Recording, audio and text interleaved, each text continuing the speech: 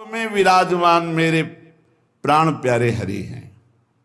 ये क्रूरा अपि पापिनो न च सताम संभाष्य दृश्याश्चये सर्वान् वस्तुतया निरीक्ष परम स्वाराध्य बुद्धिर्मम। ये मेरे आचार्य का आदेश है। जो क्रूर हैं, पापी हैं, दुष्ट हैं, नीच हैं, वो तुम्हें दिखाई दे रहे। मेरी दृष्टि में आराध्य देव श्री राधा वल्लभ लाल, श्री कृष्णचंद्र जी सबके हृदय मंदिर में हम परमात्मा देखने के लिए चले हैं, ना कि क्रूर पापी दुष्ट निंदक देखने के लिए चले हैं। हम साधना कर रहे हैं सब में परमात्मा का अनुभव करने के लिए। जड़ चैतन्य कछु नहीं दिखे, जहां दिखे तहां श्याम खड़े। ये सिद्धि है, ये साधना की परिपक्व अवस्था है कि अपने इष्ट को वासुदेवा स्वरमिति सा महात्मा सुदुर्लभा।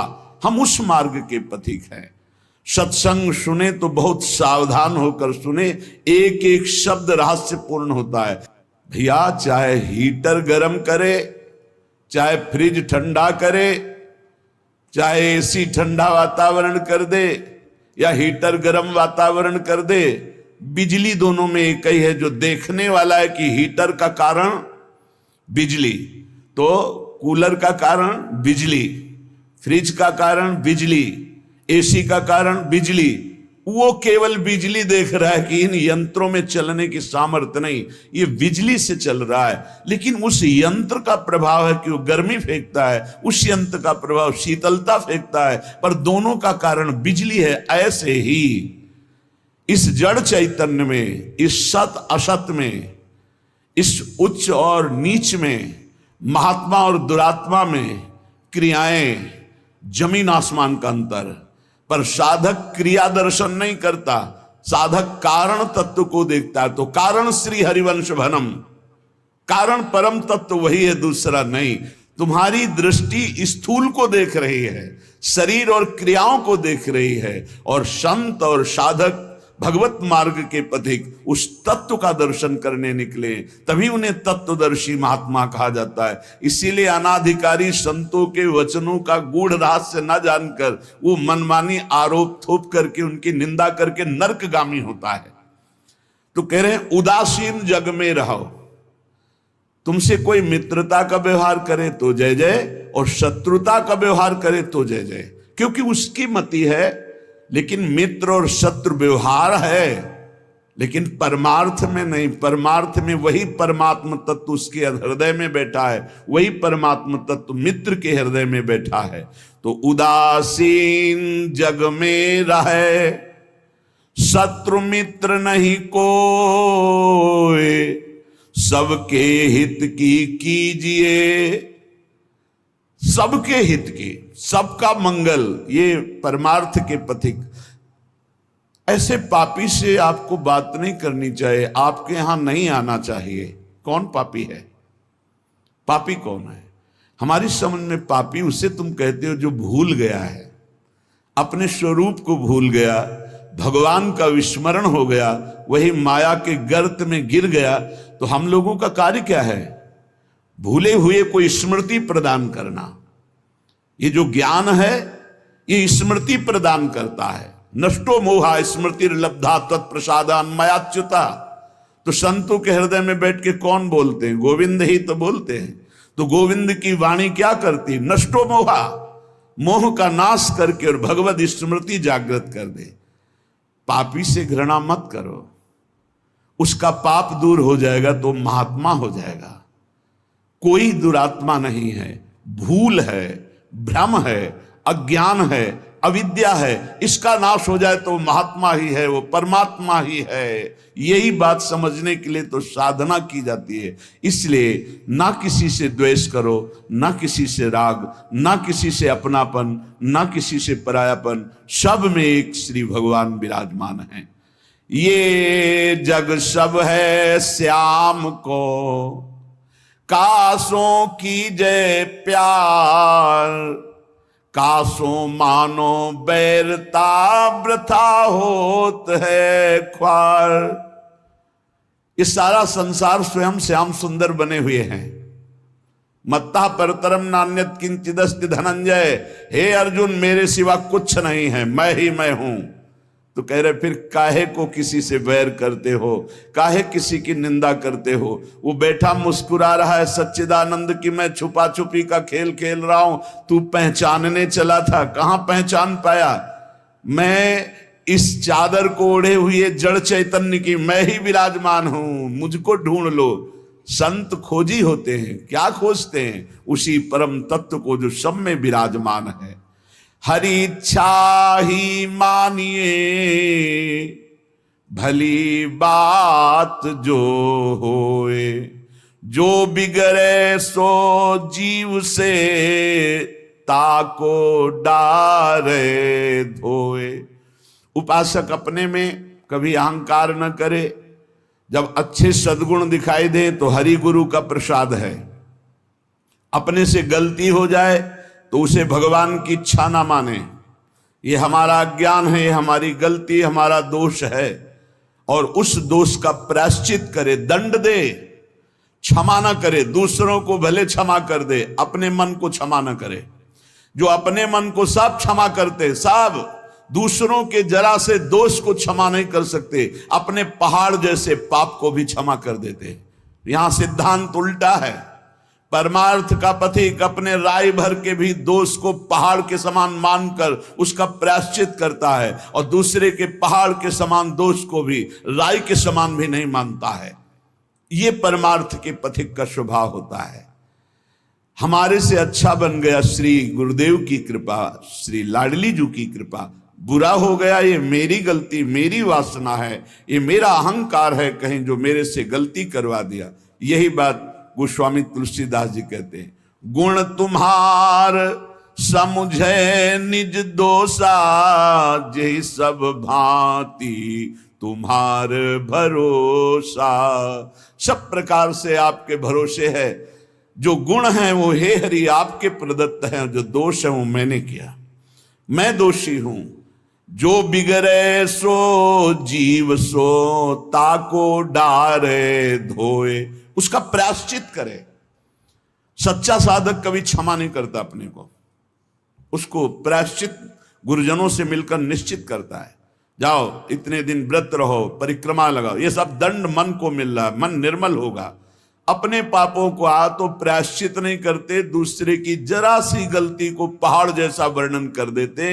ये भगवान के दास नहीं होते, ये भगवत विमुख जन होते हैं। उरहरि पेरक जो करे, जोई सब कुछ होई, जीव आपनो मान सुख, दुख देखे तब रोई। अगर आपके साथ कोई व्यवहार अनुकूल कर रहा है या प्रतिकूल, तो आप क्रिया को मत देखो, अनुकूल प्रतिकूल, कारण तत्व को देखो। हृदय में बैठा हुआ और प्रेरक रघुवंश विभूषण भगवान प्रेरणा कर रहा है। क्यों? क्योंकि मुझे वो अनुकूल प्रतिकूल से ऊपर उठाना चाहता है। इसलिए अनुकूल प्रतिकूल परिस्थिति सांसारिक पुरुष को हर्ष या शोक देती है, लेकिन भक्त को या भगवत मार्ग के पथिक को नहीं, क्योंकि वो कारण तत्व को देखता है। जब प्रभु अपनावे जीव को, तब ये तिरस्कार अपमान निंदा देते हैं। जिसको प्रभु अपना लेते हैं उसके जीवन में जरूर कृपा करके आते हैं तिरस्कार, अपमान, निंदा। क्यों? क्योंकि इसका एक चिपकाव का स्वभाव है। कोई जरा सा प्यार करे बस वो मान लेता ये मेरा। कोई वस्तु अच्छी लगी, चिपक गया, बस उस वस्तु, इसके बिना मैं नहीं जी सकता। जो वस्तु व्यक्ति स्थान के प्रति ममता है, आसक्ति है, लगाव है, ये तिरस्कार, अपमान और निंदा के द्वारा दूर होता है। जब निंदा हुई, तिरस्कार हुआ, अपमान हुआ, जैसे बिल्व मंगल जी का तिरस्कार कर दिया, कट वचन बोले चिंतामणि ने, तो भगवान की तरफ कदम बढ़े। नहीं, जीव का जो मन है वो चिपकू स्वभाव का है, वो आसक्ति, वो ममता, वो राग कर लेता है। जरा सा बोल दे, जरा सा अनुकूल हो जाए तो वो उसी में राजी हो जाता है कि ये मेरा है। प्रभु ऐसा होने नहीं देते। बड़े कृपालु हैं, अपने जन को फंसने नहीं देते, इसीलिए वहां से प्रतिकूलता दिलाते हैं, तिरस्कार दिलाते हैं, कटुवचन दिलाते हैं, तो वो फिर चैतन्य होता है। अरे नहीं, इस जगत में कोई नहीं, हरि के सिवा मेरा कोई, फिर हरि की तरफ भागता है। तो कह रहे कि ऐसी भगवान की अहेतुकी कृपा है कि जब जीव को भगवान अपनाते हैं तो तिरस्कार, अपमान, निंदा देते हैं। घबराओ मत, उतना ही देंगे जितने में तुम परिपक्व हो जाओगे। तुम्हारा पतन नहीं हो सकता, तुम इतना दुखी नहीं हो सकते कि परमार्थ छूट जाए। और काटे भव के फंद, चरण कमल में राख हैं श्री वृंदावन चंद्र। वृंदावन चंद्र युगल सरकार ऐसी परिस्थिति बना देंगे आपको। जो सुन रहे हैं बहुत धैर्य से, हो सकता है तुम्हारी वास व्यवस्था कमजोर हो सकता है तुम्हारी भोजन व्यवस्था कमजोर हो सकता है तुम्हारी अर्थ व्यवस्था कमजोर हो।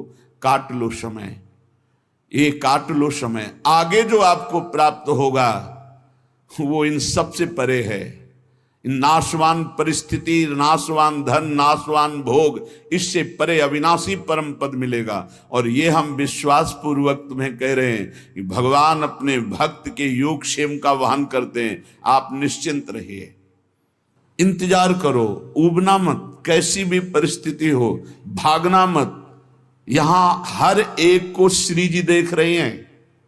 जितनी परिस्थिति में तुम्हें वो रख रहे हैं, तुम उसी के लायक हो। लायक का मतलब तुम्हारी अध्यात्म की स्थिति के लिए बहुत जरूरी है।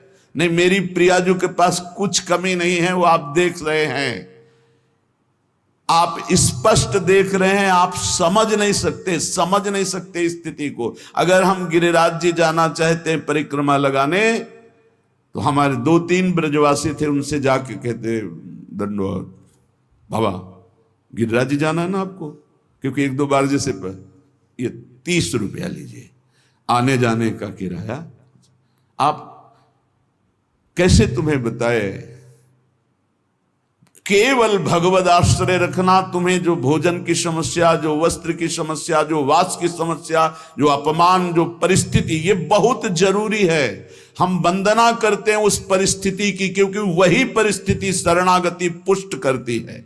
अन्य आश्रय मत ले लेना, अन्य भरोसा मत कर लेना। मेरी लाडली जो डायरेक्ट आपकी व्यवस्था संभाल रही हैं, यहां वही प्रवेश पा रहा जिसे श्री जी देख रही है। पर दुर्भाग्य है कि ऐसी करुणा होने पर भी वो अपराध करता है।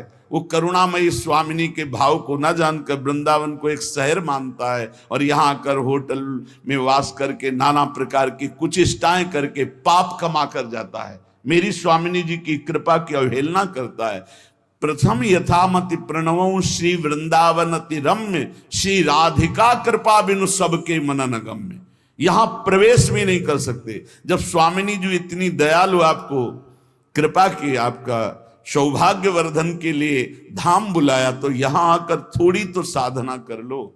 यहां वो कार्य तो मत करो जो तुम्हें नरक ले जाने वाले हैं।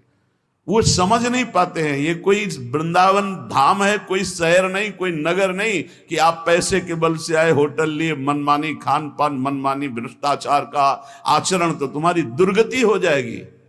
धाम को धाम की तरह सेवन करो, नहीं तुम मत आओ।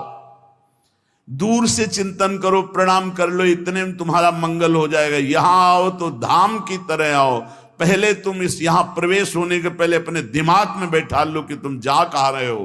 परम पावन श्री धाम वृंदावन का दर्शन करने। तो यहां दर्शन करो, उपवास करो, भजन करो, नाना प्रकार से भागवती का आचरण करो, परिक्रमा लगाओ, किसी संत की, ब्रजवासी की, गौ की, यहाँ के पशु पक्षी की हाँ सेवा बन जाए। किसी को खवा पिला दिया, चाहे वो पशु पक्षी ही क्यों ना हो, ये सब दिव्य महात्मा है, जीवन धन्य हो जाएगा।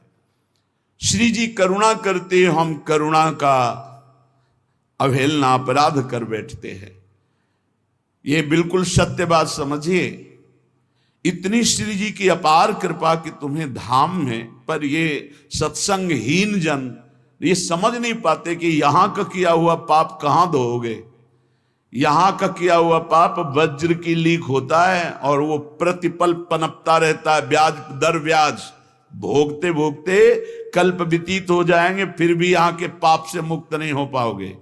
हाँ, वही मुक्त हो जाता है जो आश्रित होकर अपने प्राणों का विसर्जन प्रियालाल के शरणागत होकर के धाम में करता है। अगर धाम में अपराध बन जाए तो धाम ही मिटा सकता है। इसलिए आगंतुक वृंदावन में आने वालों को हम प्रणाम करके प्रार्थना करते हैं कि आपका अहोभाग्य, आप वृंदावन आए हो, लेकिन सावधान, कहीं मसाला खा के थूक रहे हो, कहीं दोना पत्तल फेंक रहे हो, कहीं गंदी दृष्टि कर रहे हो, कहीं दूसरे के प्रति दोष दर्शन कर रहे हो, या कहीं मन की विलास इंद्रियों के भोग भोग रहे हो। बहुत सावधान, गलती न बन जाए। यहां से यहां 1 घंटा रुको लेकिन सही ढंग से रुको, यहां 1 दिन रुको लेकिन रहने की पद्धति से।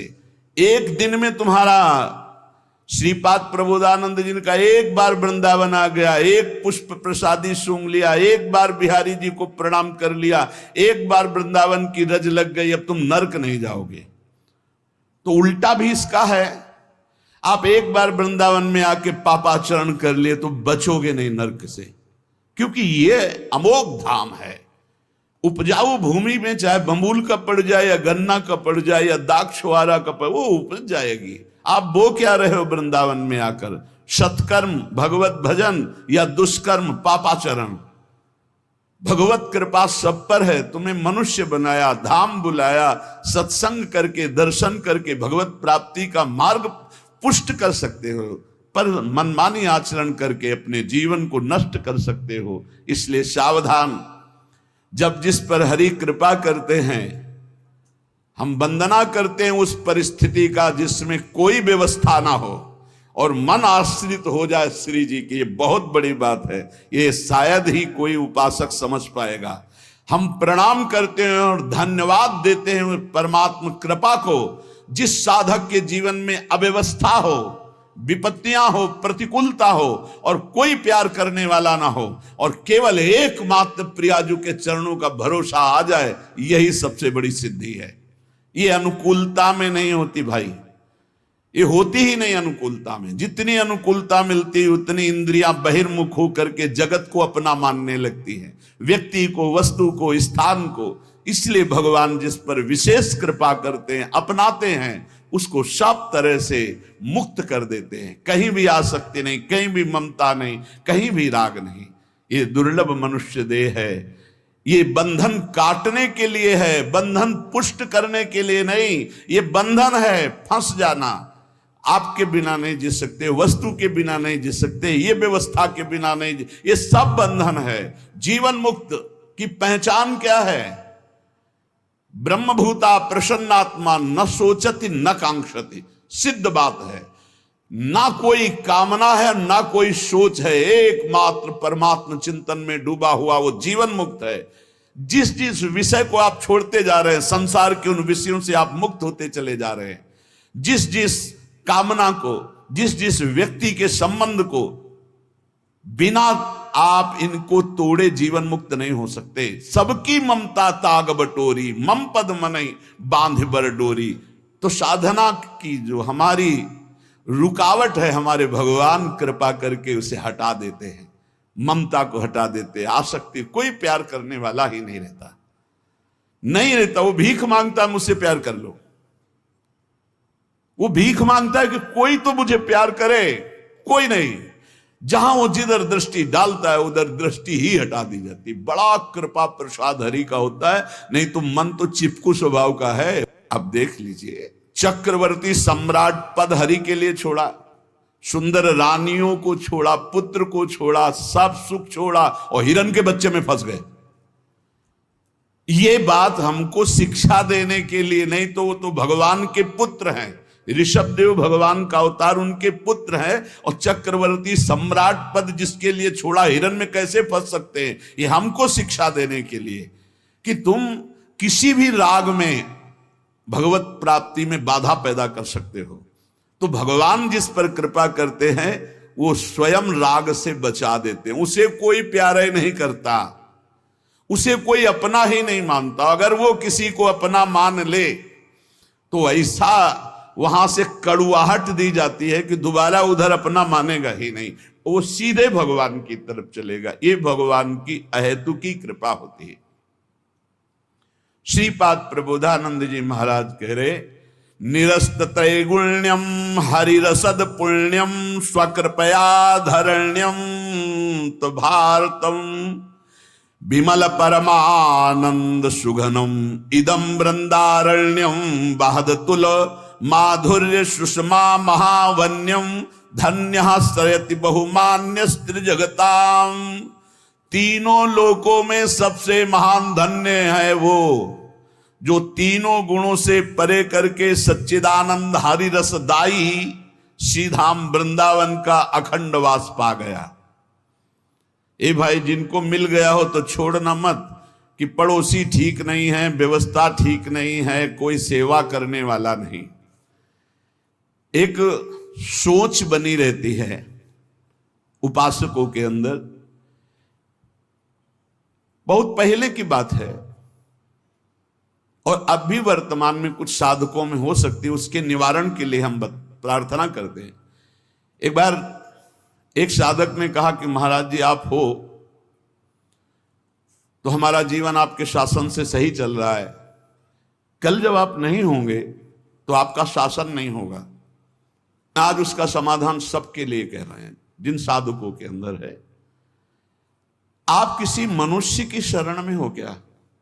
पहला हमारा प्रश्न है उन साधकों से जिनके हृदयों में ये बात है कि अगर सामने से ये शरीर चला जाएगा तो हमारी साधना बाधित हो जाएगी, हम एक असहाय असमर्थ अनाथ हो जाएंगे।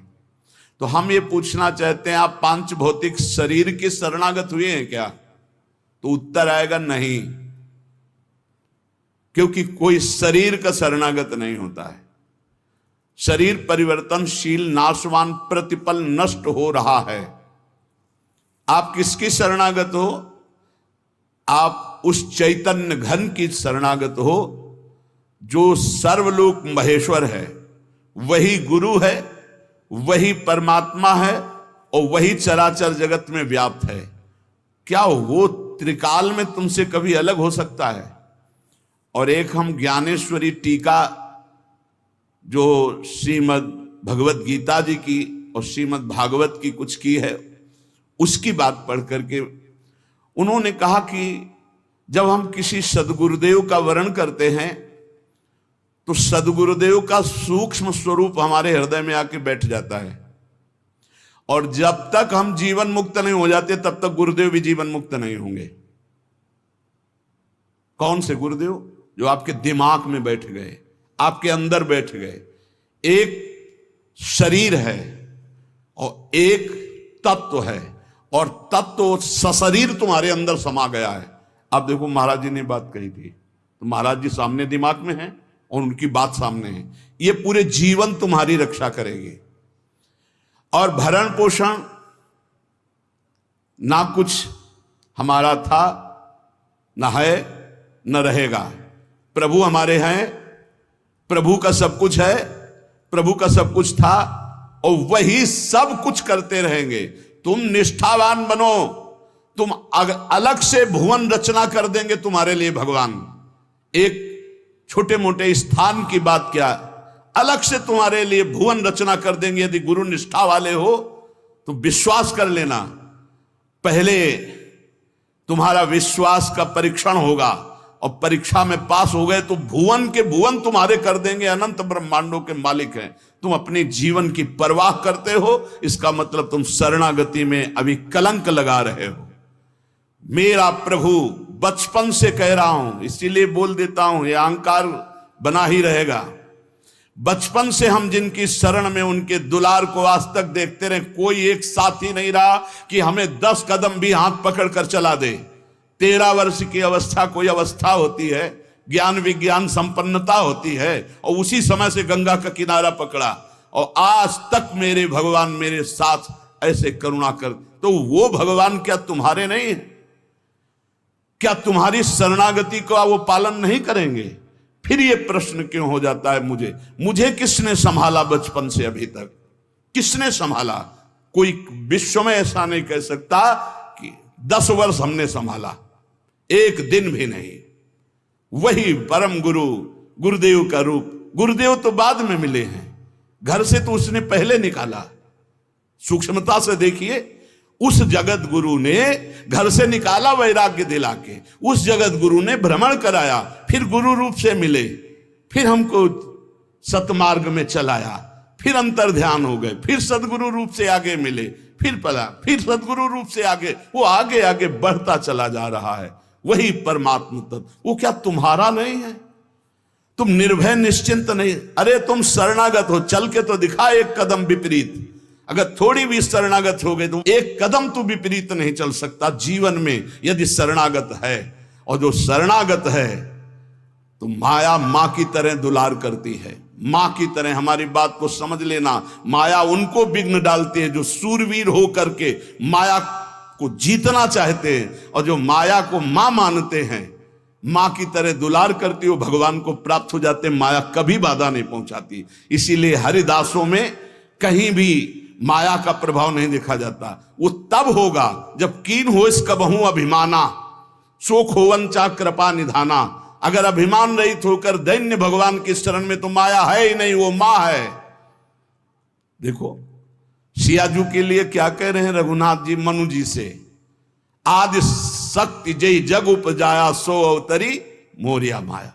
वही हमारी जननी है, वही हमारे सर्वस्व हैं। वो पालन पोषण करके भगवान से मिला देती, वो श्रृंगार करके भक्ति का भगवान से मिला देती। बाधा तब पहुंचती जब अहंकार होता है और माया पर विजय प्राप्त करने की बात होती, तब प्रश्न खड़ा हो जाता है। और जब भगवान के अधीन हो जाते हैं तो माया मां की तरह दुलार करती हुई भगवत प्राप्ति करा देती है।